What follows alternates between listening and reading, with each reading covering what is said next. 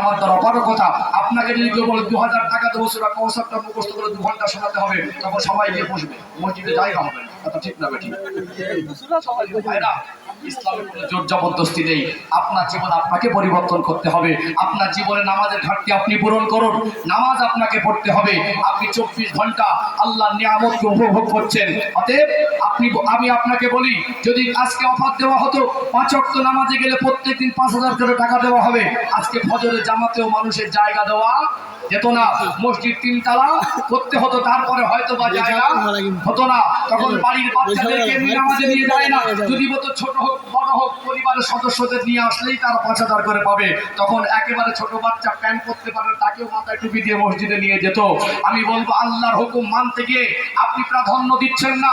আপনি বলুন, আল্লাহ 24 ঘন্টা আপনাকে সুস্থ রেখেছেন, আল্লাহর খোলা উন্মুক্ত বাতাসে যে অক্সিজেন দিয়েছেন, অক্সিজেন নিয়েছেন।